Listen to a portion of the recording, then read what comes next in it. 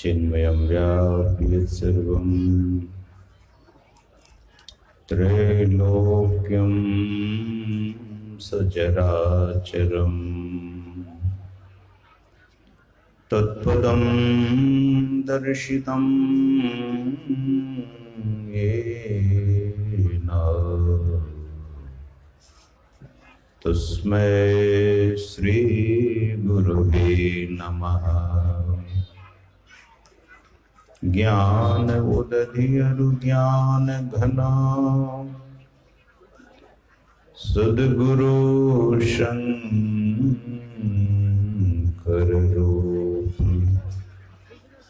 नमो नमो बहुबारी सकल सुपूज्यन बोलिए श्री सद्गुरु महाराज की जय।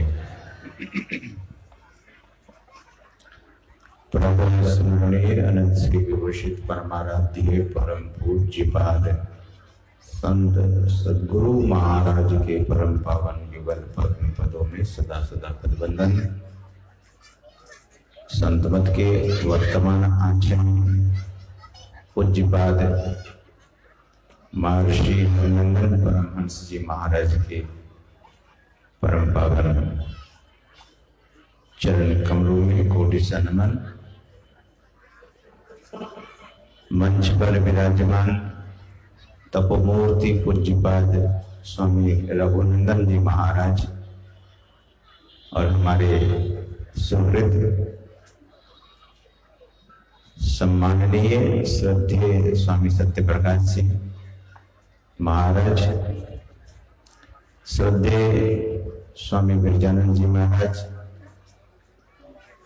श्रद्धेय स्वामी दिव्यानंद जी महाराज, स्वामी प्रकाशानंद जी महाराज, स्वामी निपुणानंद जी महाराज और समस्त साधुजन, सत्संग में समुपस्थित परम सम्माननीय सत्संग प्रेमियों, सदात्माओं तथा पूजनीय मातृशक्तियों,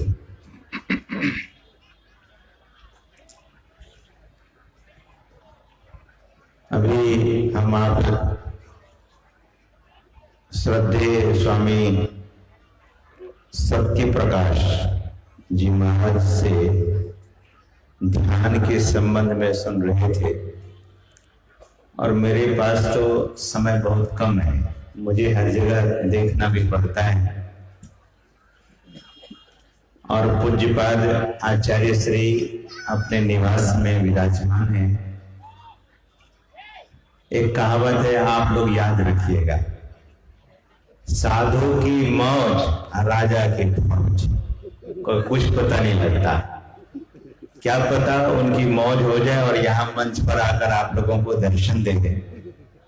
अभी तो कुछ नहीं कहा जा सकता है, फिर भी वे अंतर्यामी होते हैं, संत महापुरुष अंतर्यामी होते हैं।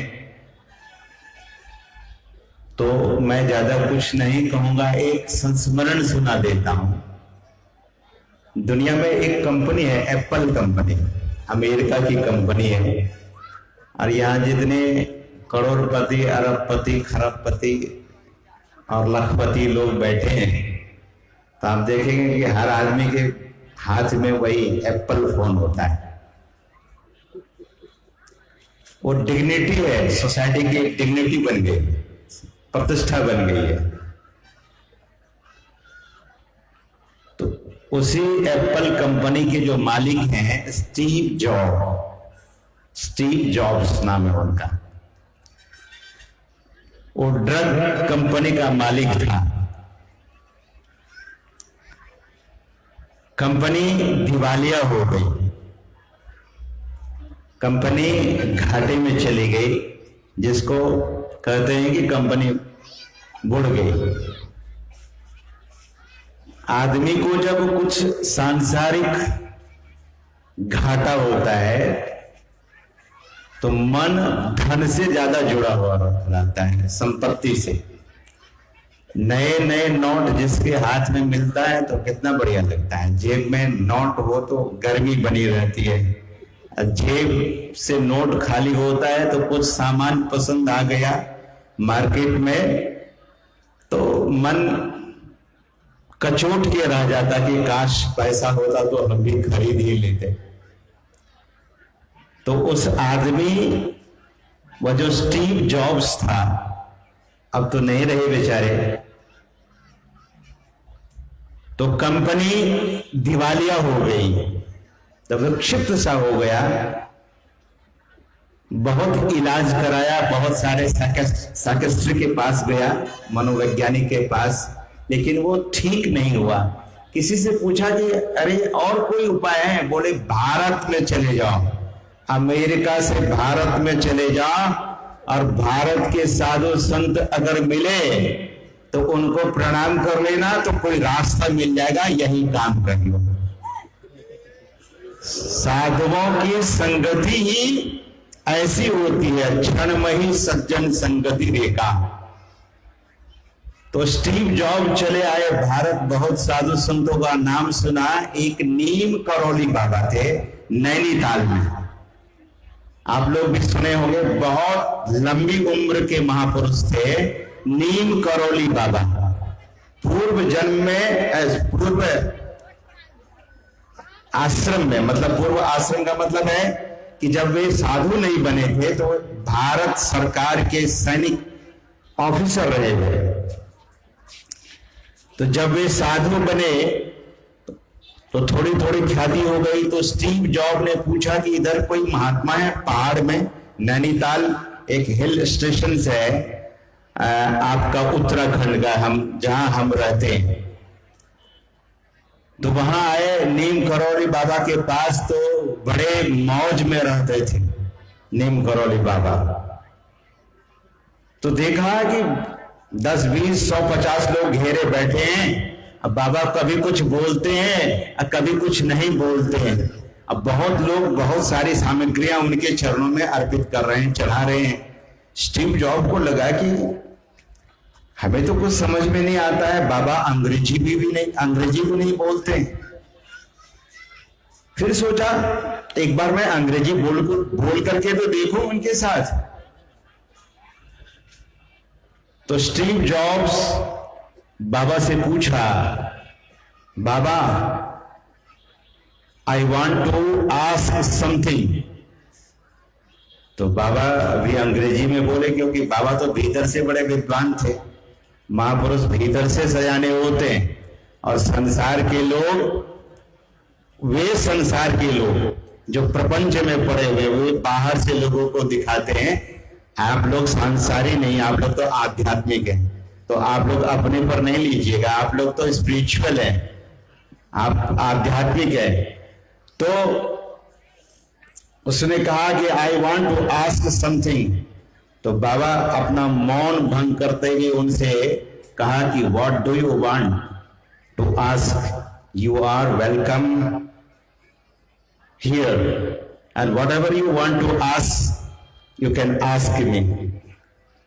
तो अपने जीवन हिस्टोरी उसने सुनाने लगा कि मैं ऐसा, मैं वैसा, मैं ड्रगिस्ट था और ड्रग कंपनी हमारी थी, दिवालिया हो गई। बाबा मैं बड़ा अशांत हूं, मैं बहुत परेशान हूं, कहीं कोई सुकून हमें नहीं मिल रहा है। तो बोले परेशान हो तो कोई उपाय तो किए होंगे? बोले बहुत उपाय किया, लेकिन ड्रग्स का कुछ पिल्स मैं रखता हूं अपने पास, उसी को खाता हूं तो थोड़ी देर भीतर में बढ़िया लगता है। तो बाबा ने पूछा कि क्या बढ़िया लगता है? बोले भीतर में लाल पीला हरा रंग दिखता है, यही दिखता है। आजकल के जो बहके हुए युवक और युवतियां हैं ड्रग्स का सहारा लेने लगा है। अगर ध्यान का सहारा लेंगे तब पता लगेगा कि ध्यान क्या चीज है। तो मैं यह निवेदन कर रहा था कि बाबा फिर स्टीव जॉब से पूछा कि ठीक है वो पिल्स मुझे दे सकते हो खाने के लिए? बोले हाँ महाराज आप भी खा लो, आपको भी लाल पीला हरा रंग दिखेगा। अब गुरु महाराज की वाणी में है कि पीली नीली लाल सफेदी स्याही सन्मुख आता है। लोग ड्रग्स के पिल्स खाकर पीली नीली हरा दिखता है, लेकिन वो कोई स्थायी नहीं, वो तो नशे वाली चीज है। लेकिन ध्यान करेंगे तो असली पीली नीली और लाल सफेदी स्याही हमारे दिखेगा। तो बाबा ने कहा कि ठीक है, दो मुझे खाने के लिए। तो उसने एक पिल्स निकाल करके दिया बाबा के हाथ में, नीम करौली बाबा के हाथ में। बाबा ने कहा अरे एक पिल्स से क्या होगा, दो चार तो दे दो। बोले दो चार देंगे तो आप मर ही जाओगे, दो चार मत खाना। बोले दो तो सही। तो उसने दे दिया, 4 ड्रग्स का पिल्स दिया उनके हाथ में, और बाबा खाए। और खाने के बाद सामान्य रूप से रहे। उन्होंने सोचा, स्टीव जॉब ने सोचा कि बाबा अभी ऊपर पधारेंगे, सिधार जाएंगे। लेकिन बाबा कुछ नहीं, एकदम नॉर्मली सामान्य रूप से सबसे बात कर रहे। स्टीव जॉब्स ने देखा कि बाबा को कुछ हो ही नहीं रहा है। तो आधा घंटा बीता, 1 घंटा बीता, तो बाबा ने कहा कि अरे कौन सा टैबलेट दिया है, इससे कुछ मुझे हुआ नहीं, कुछ भी मजा नहीं आया, कुछ भी आनंद नहीं आया, तो और एक बार दे दो। बोले महाराज यही तो मैं सोच रहा हूं कि अब तक में तो आप ऊपर गए होते, लेकिन आप बढ़िया से बात कर रहे हैं सबसे। तो कहा कि और दे दो थोड़ा। तो डब्बा निकाला उसने, और डब्बा में बाबा ने हाथ दिया, एक मुट्ठी ड्रग्स के पिल्स लेकर के भूजा के तरह खाए। और जब खा गए तो स्टीव जॉब्स ने देखा कि तो बाबा मरेगा ही मरेगा, इसमें कोई संदेह नहीं है। लेकिन बाबा तो बिल्कुल सामान्य रहे, कहीं कोई फर्क नहीं पड़ा। भक्तों से सुबह से शाम तक वे देखते रहे। और जब कुछ नहीं हुआ, होटल चला गया, जहां रुका था होटल से रुककर सवेरे आता है तो बाबा बड़े उसी खुमारी में, उसी मस्ती में, कोई विचलन नहीं, कहीं कोई परेशानी नहीं। तब देखा कि मैं भारत के असली संतों के चरणों में आया हूं, अपना माथा उनके चरणों में टेक दिया। और माथा टेकते ही कहा कि महाराज अब आप ही मेरे जीवन को संवार सकते हैं, आप ही मेरे जीवन को सजा सकते हैं। तो कुछ सेब भक्त लोग चढ़ाए थे और सुना कि वे भी कुछ सेब लेकर के आए थे। महात्मा के पास जाते हैं तो कुछ लेकर जाना चाहिए। और अब प्रसंग आया है तो मैं भी कहूंगा कि कुछ लेकर के ही महात्मा से मिलना चाहिए। राजा जोगी देखना, खाली हाथ न देखना। अब आप लोग यह नहीं समझिएगा कि स्वामी जी को भी कुछ लेने का मन हो गया है। लेने का तो मन है ही, हमने भी समाज को इतना बड़ा कुछ दिया है और आपसे ही लेकर दिया है। जैसे समुद्र से बादल बनता है और पानी फिर समुद्र में ही जाता है, तो यही लेन देन की प्रक्रिया सज्जनों हम आपके जीवन में है। चाहे आप संसारी लोगों को दीजिए, चाहे शराब की दुकान में दे दीजिए, चाहे अंडे और मांस की दुकान में दे दीजिए। और साधु महात्मा यहाँ पधारे हैं, अगर इनकी झोली में देंगे तो आपके लिए ऊपर सुंदर महल तैयार होगा। यहाँ तो हम आपको मिलेगा ये ध्यान का जो मंदिर हम आप देख रहे हैं, यह अष्टकोण बहुत साइंटिफिकली बना हुआ है। तो इसमें ध्यान करने से अब तक जो भी साधु महात्मा आए और सत्संगी आए, गुफा में बैठे, ऊपर में बैठे, तो उनको ध्यान करने में बड़ा मन लगा। तो आप लोग इस जगह का लाभ जरूर लीजिएगा और भरपूर सहयोग भी कीजिएगा। और मैं ये कह रहा था कि स्टीव जॉब हाथ जोड़ लिया। विदेशी तो हाथ मिलाता है सज्जनों, हाथ नहीं जोड़ता है। लेकिन हम भारतीय लोग हाथ नहीं मिलाते हैं, हाथ जोड़ते हैं। और इसका भी सिग्निफिकेंस है, ये कभी बताएंगे कि हम आप हाथ क्यों जोड़ते हैं। तो स्टीव जॉब हाथ जोड़ करके प्रार्थना करने लगा।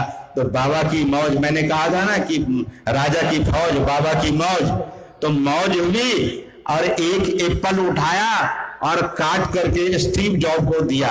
बहुत बार तो लोग संकोच करते हैं, हिचकिचाने लगते हैं कि बाबा जूठा दे रहे हैं, लेकिन नहीं, सच्चे महापुरुष का जूठा भी जीवन को सुधार देता है। वह सेब काट करके पूज्य नीम करौली बाबा ने स्टीव जॉब्स के हाथ में दिया और बोला, बेटा ये सेब लो और जाकर के खुशहाल हो जाओ, जीवन धन्य हो जाएगा। और वह आदमी अमेरिका का सेब लिया और कंपनी का नाम रखा एप्पल। और कटा हुआ एप्पल आप देखेंगे, कटा हुआ एप्पल, एप्पल जो कंपनी है उसमें दांत कटा हुआ है। आपको विश्वास नहीं हो तो आजकल तो मीडिया का युग है, इंटरनेट का युग है, आप गूगल पर जाकर सर्च कर सकते हैं कि स्टीव जॉब्स का जीवन फिर कैसे बड़ा सुंदर हो गया।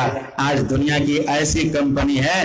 तो स्टीव जॉब ने एक बात पूछी, दूसरे दिन फिर आया दर्शन करने, बोले बाबा ये सब बात तो ठीक है, मुझे आपने आशीर्वाद दे दिया, लेकिन आपको वो पिल्स जो 4-5 खावे तो की मृत्यु हो जाती है और आपको कुछ नहीं हुआ।